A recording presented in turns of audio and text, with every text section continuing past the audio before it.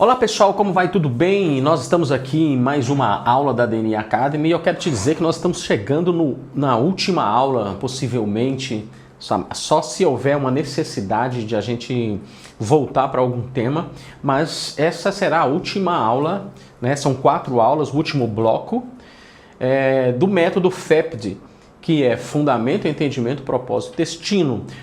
Posterior a essas aulas, nós vamos entrar numa matéria maravilhosa, que é sobre a vida do apóstolo Paulo e sobre as suas cartas, e vamos entrar no que nós chamamos de Abessorá do Mashiach, que é o Evangelho do Messias, né? As boas novas do Messias.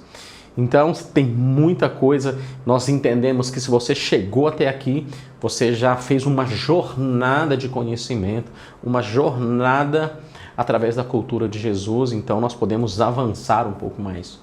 Eu não sei se você se lembra, mas eu venho falando já há algum tempo que para se entender a nova aliança, né, a Brit Hadashah, a aliança renovada, requer muito mais conhecimento do que para entender a primeira aliança, o Tanar, né, que muitos chamam de Velho Testamento. Por quê? Porque no Primeiro Testamento, que a gente conhece que vai de Gênesis até Malaquias, né, na Bíblia em português, só existe uma cultura ali sendo apreciada. Você vai ver Deus e o povo de Israel se ajustando, né? Na verdade, o povo de Israel se ajustando na obediência ao Eterno. Porém, quando nós passamos para a nova aliança, você vai ver gregos influenciados pelos romanos, você vai ver judeus influenciados pelos gregos, você vai ver romanos influenciados por judeus, e você vai ver povos, o povo sírio, por exemplo, os arameus, né? Então, assim, é uma salada enorme de culturas que permeiam ali, que estão como satélites ali a Jerusalém, né? Haja vista que Roma foi conquistando todas as coisas e os portos, né, atraíam muita gente para os comércios, para os negócios. Então a compreensão da nova aliança requer que nós compreendemos, né, as coisas que nós ensinamos até aqui. Nós não começamos a DNA Academy com esse escopo de instrução por acaso.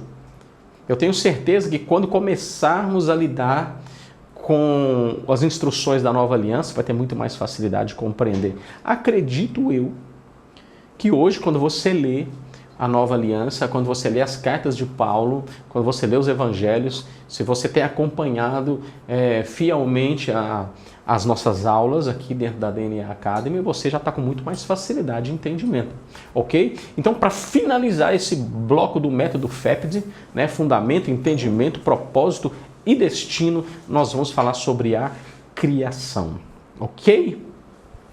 Que é maravilhoso e você vai ser desconstruído em algumas coisas. Então aperte o cinto aí, se prepara, abre o seu coração, abre a sua mente e vamos juntos, porque há uma revolução nos aguardando, a revolução segundo a cultura de Jesus. Não uma revolução humana, mas uma revolução que nasceu no coração do Pai.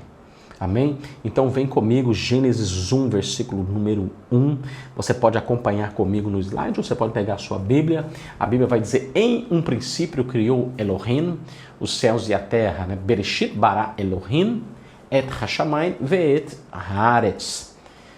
Por que a gente precisa ler com cuidado? Na grande maioria das Bíblias está no princípio. No princípio estabelece um ponto de partida. Porém, no original, Bereshit, né? Esse Bet que começa, a palavra princípio é Reshit, e esse Bet é uma letra que vem para dar um significado. No hebraico fica todo junto, por exemplo, e alguém, por exemplo, e aqui nós vemos aqui, ó, Haaretz, a terra, por exemplo. No português a gente coloca separado, no hebraico é tudo junto, mesmo caso aqui de Bereshit. Então nós temos um prefixo aqui nessa palavra, que esse bet significa em, né? E não no, ok? Por quê? Para eu ter aqui um no princípio, eu deveria ter uma outra partícula aqui, né? Um objeto, um artigo definido, para definir o tempo aonde a Terra começou a ser criada, e nós não temos essa data. Ok? Quando você fala no princípio, você está argumentando que no momento X da história o mundo começou a ser criado. Não podemos dizer isso em um princípio, porque o nosso Deus não tem começo, meio e fim. Ele é o Ensof, né? Já falamos sobre isso. Ele é o sem fim, então nada que ele faz, nós podemos definir que isso começou aqui ou ali. E a palavra é clara em dizer em princípio. Uma outra coisa importante para a gente avaliar aqui nesse primeiro versículo, tem muitos segredos aqui que eu não vou nem colocar agora. Posteriormente nós vamos gravar uma aula para falar sobre os segredos de Gênesis 1, Apocalipse 1:8 e João 1:1, ok? Mas agora nós vamos tratar da criação em si, certo? E a palavra Elohim aqui, ela é um plural, né? El é Deus, então quando nós levamos essa palavra para o plural, que é Elohim, haja vista que no hebraico as palavras plurais elas não terminam com S, palavras masculinas terminam com im e palavras femininas terminam com ot, né? Tsevaot, né?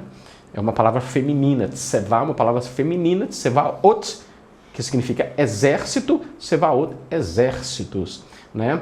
Torá é uma palavra feminina, então Torá, né, no singular, e Torot no plural, ok? Então aqui nós temos um plural da palavra El, mostrando para nós que a criação ela já começa a ser desenvolvida, já começa a ser gerada pela manifestação do Pai, do Filho e da Ruach HaKodesh, né, da Ruach HaKodesh, que é o Espírito, a vida do Eterno, ok? Então isso é muito importante. Uma outra coisa que eu quero colocar para vocês aqui a nível de informação é que você nunca vai ver em nenhuma escritura a palavra céu no singular.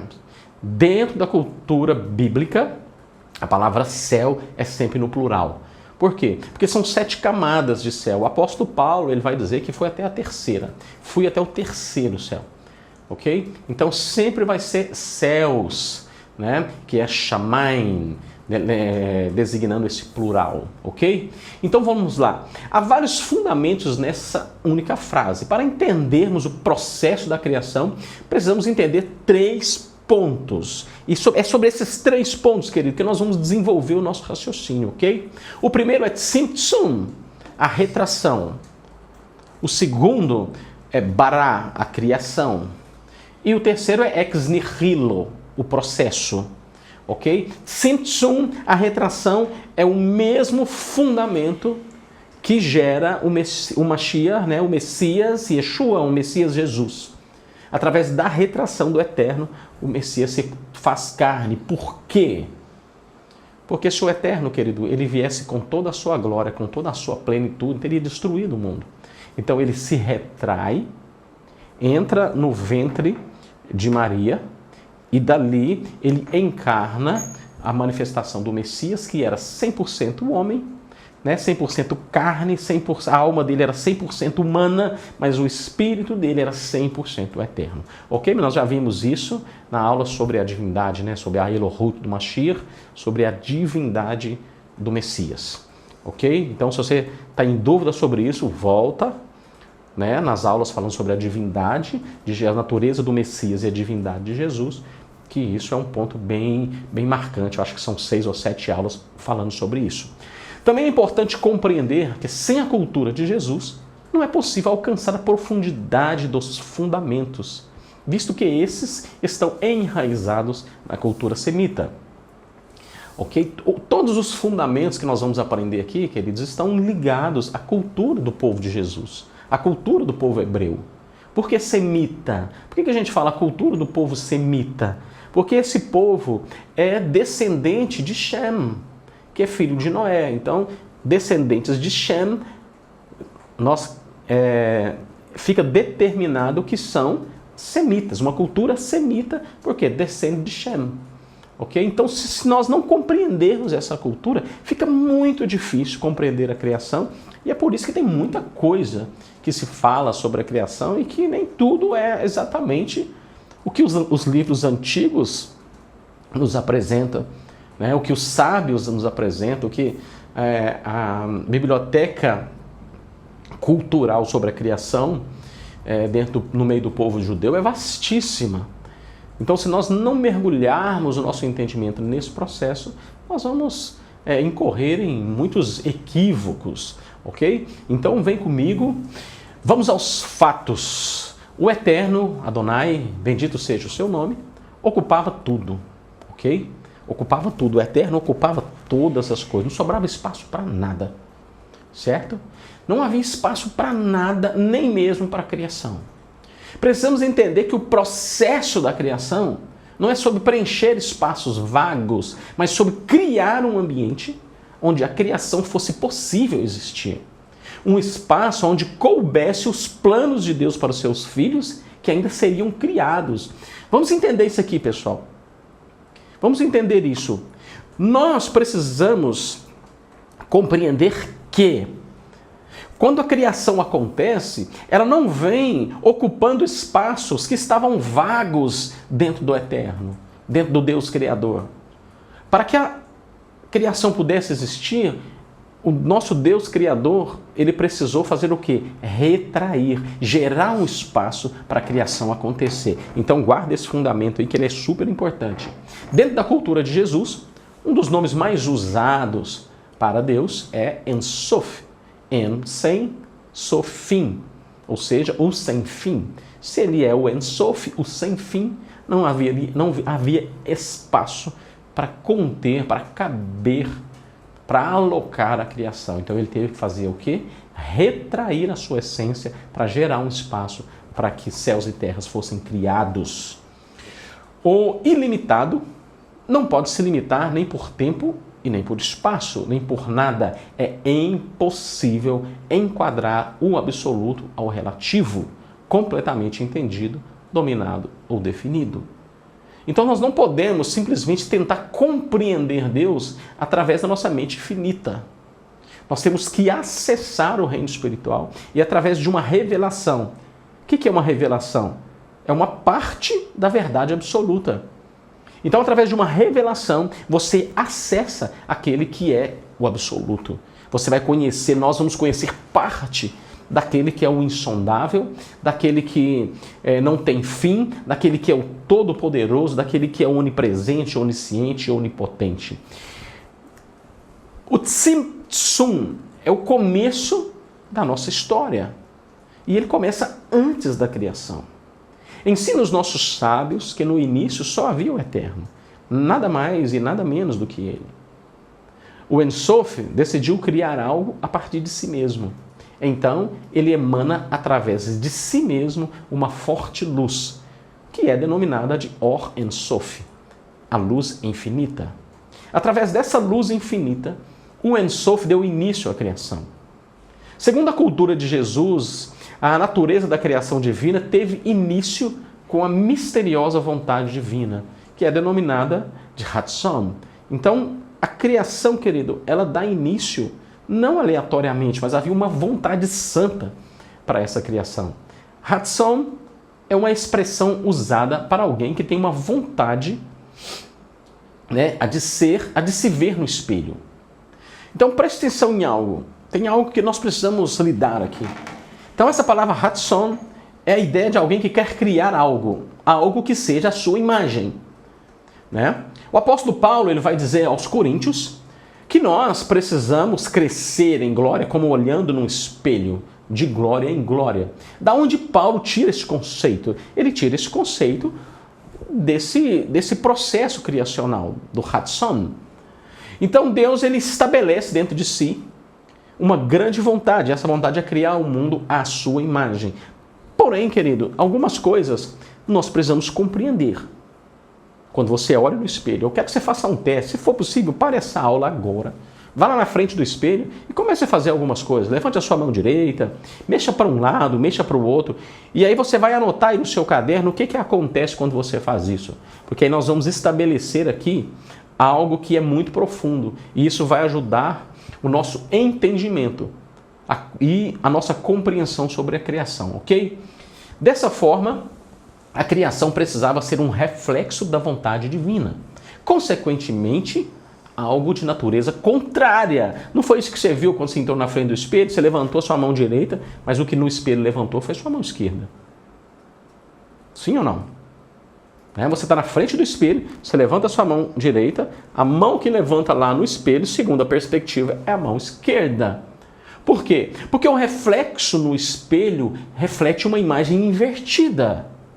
Ou seja, a criação é um simples reflexo ao contrário do verdadeiro. Uma imagem e não a verdadeira realidade. Vamos compreender isso, ok? Então, vamos entender algo. Existe o Eterno, ele tem uma Hatsom, que é uma vontade de criar algo à sua imagem, como se ele estivesse olhando para um espelho. Então, ele cria um universo à sua imagem, porém o reflexo é um reflexo contrário da verdade absoluta. O que é o contrário da verdade absoluta? Não é a mentira, querido.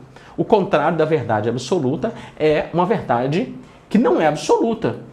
Ok? É uma verdade inferior. É uma revelação. Ok? Então vamos lá. O universo é criado então ao contrário da natureza divina.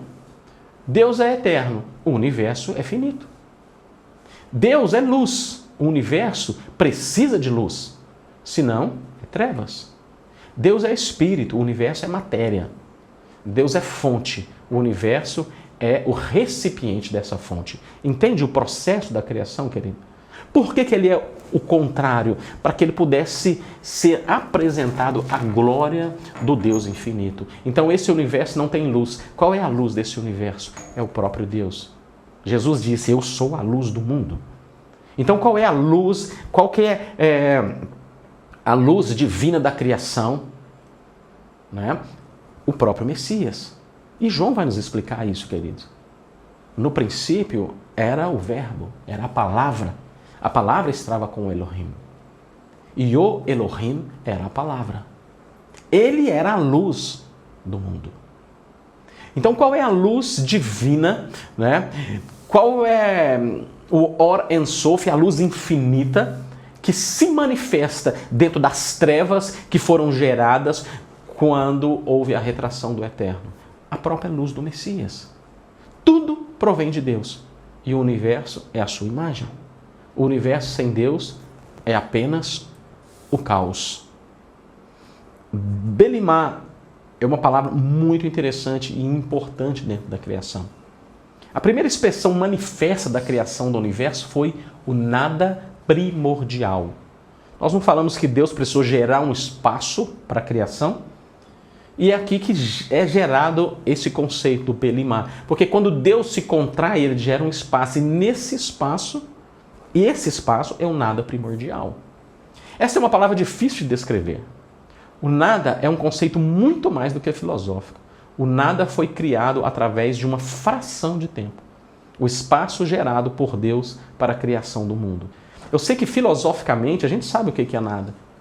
Mas se nós formos buscar a essência dessa palavra, nada é uma palavra difícil de entender. Ok? O nada é melhor descrito como a ausência de Deus. A ausência de Deus é o nada. Assim, se o nada é difícil de compreender efetivamente, Deus é simplesmente impossível. Se a ausência de Deus, querido, é difícil de compreender, imagina a presença.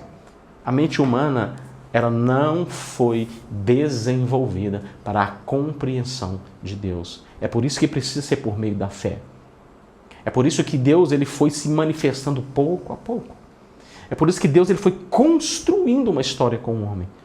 Para que o homem pudesse compreendê-lo através da fé, através da graça, através da verdade, através da misericórdia, através do Mashiach. Porque através do Messias se compreende uma parte, né, uma pequena revelação da grandeza que o Eterno representa. Aprendendo um pouco sobre Deus. O que nos resta aprender sobre Deus está no legado dos nossos pais, desde Adão, e a interpretação dos sábios de Israel, como um alicerce para construir a nossa própria concepção sobre Deus e de acordo com a própria vontade divina de ser representado. Êxodo 4, verso de número 5.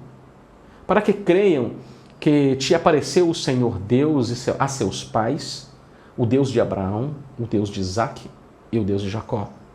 A criação do Belimá, um nada primordial, se deu através de um processo que foi denominado o Tzimtzum. Então Deus sempre teve, querido, uma grande vontade. Eu falo sempre, lógico que filosoficamente falando. Houve uma vontade gerada, o Ratzon, vamos dizer isso, no coração do Eterno, de criar a humanidade, de criar céus e terra. Okay? Então ele começa a fazer um processo, a gerar um ambiente. Isso não foi feito, querido, simplesmente de maneira aleatória, foi gerado um ambiente para que o universo pudesse nascer. Né? Quando você passa para o versículo 2, você vai ver uma palavra muito interessante. A terra estava sem forma e vazia. Essa palavra no hebraico é tohu vavorhu. Para que houvesse espaço para que a criação pudesse existir, o primeiro ato criativo de Deus foi o Tzimtzum. Qual foi o primeiro ato da criação? Foi haja luz? Não, foi a retração. Foi o gerar o espaço. Deus contraiu a sua luz divina, né, a Or Ein Sof, né, a sua luz infinita, gerando um espaço vazio. E aqui, né, que muitos teólogos se perderam. Gênesis 1, 2 diz, a terra era sem forma e vazia. E havia trevas sobre a face do abismo, mas o Espírito de Deus pairava sobre a face das águas. Foi gerado um tohu vavorhu, um nada sobre nada, apenas uma escuridão, contida pela própria vida de Deus. Este espaço vazio, ou belimá, ou nada primordial, foi o local gerado por Deus para que todas as coisas pudessem vir a existir. Pois sem esse ato, o Tzimtzum, não haveria espaço dentro do Ein Sof para o universo vir a existir. Pensa comigo algo aqui, querido. Pensa comigo, nós vamos partir para o encerramento dessa aula. Eu sei que a sua mente aí está voando sobre vários conceitos, mas você vai precisar ouvir novamente essa aula. Você vai precisar compreender e abrir a sua mente. Porque entre o Gênesis 1 e Gênesis 2 é onde a maioria das besteiras teológicas surgiram. Aonde muitos vão dizer que a terra não era, mas ela se tornou. Por quê? Porque Deus perdeu o controle, pessoal. Você já parou para pensar sobre isso? De repente Deus cria céus e terra, está tudo lindo, maravilhoso, e aí ele lança Satanás, como é a teoria que eles pregam por aí, na terra, e Satanás destrói a terra. Ou seja, Deus perdeu o controle da terra exatamente no momento da criação. É nisso que você acredita? Você acha que Deus perdeu o controle daquilo que ele criou? Você acha que o Todo-Poderoso, o El Shaddai, o Ein Sof, o Sem Fim, ia perder o controle da sua criação? Por um processo de abstração da cultura bíblica, as pessoas inventaram essa teoria. E tem outras, nós vamos tratar aqui. Ok? Essa teoria de que a terra se torna sem forma e vazia. O que acontece é que Deus estabelece um conceito. Em princípio, criou Elohim, os céus e a terra. Ponto. Antes de estabelecer o fundamento dos céus e da terra, ele gerou o que nós falamos? O nada primordial. É o nada primordial que era sem forma e vazio. Por quê? Porque era a ausência de Deus. Então essa ausência de Deus gera um vácuo. Mas não é um vácuo descontrolado. É um vácuo controlado pela presença do Espírito Santo. Do Espírito do próprio Deus. E aí então Deus começa a desenvolver a criação. Então, querido, eu tenho certeza que tem muita coisa para você anotar. Volta para essa aula, revisa, faça perguntas, vamos conversar sobre isso e vamos juntos rumo a uma fé descomplicada.